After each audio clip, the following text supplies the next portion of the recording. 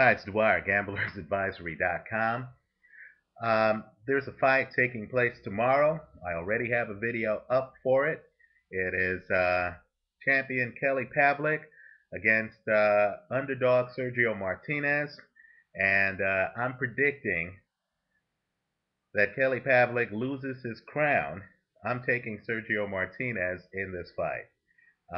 Just wanted to make a real short video, hopefully not too long, where I just talk about some quick things to look for as you're watching the fight.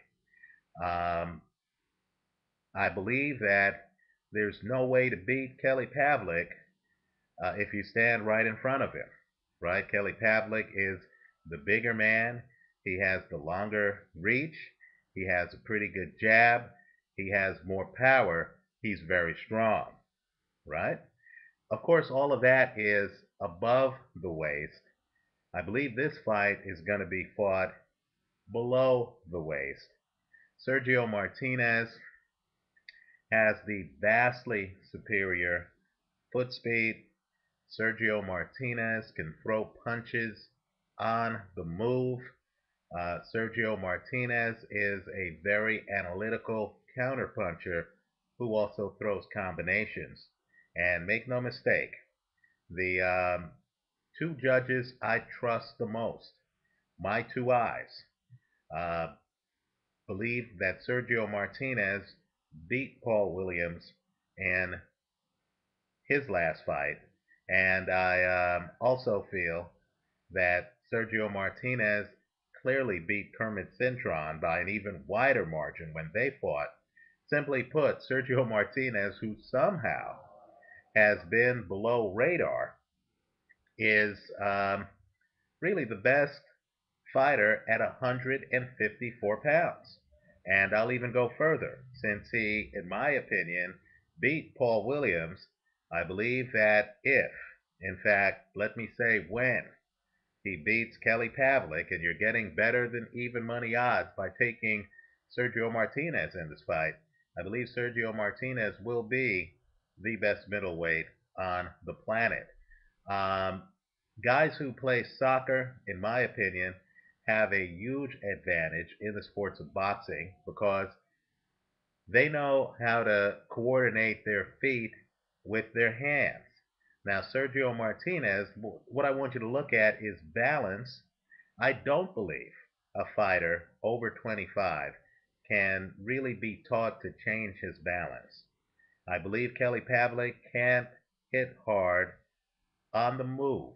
He has a problem with fighters who move. You saw it in the Bernard Hopkins fight, and I don't think there's anything he could do about it. I also feel that, life's unfair. You can't teach hand speed. There's a huge gap in hand speed in this fight. Also, let's go further. I also believe, and keep in mind, I'm not a boxer. I'm not a trainer. I'm just a fan, and I think fans like us, I think we have a big advantage because we don't get lured in by politics or personality. Um, I don't believe that you can teach a fighter over 25 how to be defensive. In other words, the great defensive fighters I've seen, the Pernell Whitakers, the Johan Guzmans, the Floyd Mayweathers, these guys were great defensive fighters when they were young. Now, Sergio Martinez is a great defensive fighter. When you watch him, you're going to notice that after the first two, 3 rounds, and that's when he's going to be vulnerable, right?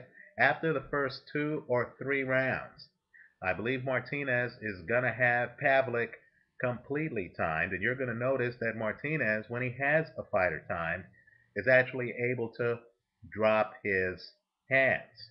He'll start to fight kind of like Devin Alexander, the 140-pound champ, where he won't even raise his hands on punches because he has great head movement. He'll just dodge the punch. Now, as you watch the fight, you'll notice Kelly Pavlik, other than a jab followed by a right hand, doesn't really have a lot of combinations. And to throw his left hook, he needs to be right up on you to do it. I believe this is going to be an intriguing fight where Kelly Pavlik comes across the ring early. And I'm guessing here on the first round, so you can measure the guess against the actual fight. I'm guessing Kelly Pavlik tries to come across the ring early, tries to catch Sergio Martinez, tries to use height and power to kind of corner him and end the fight quickly.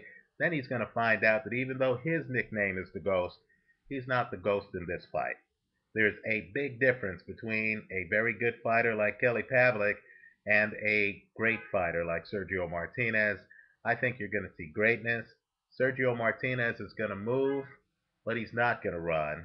He's going to be close enough to Kelly Pavlik to hit him with combinations, but yet he's not going to be so close to Kelly Pavlik where Pavlik can hit him with hooks.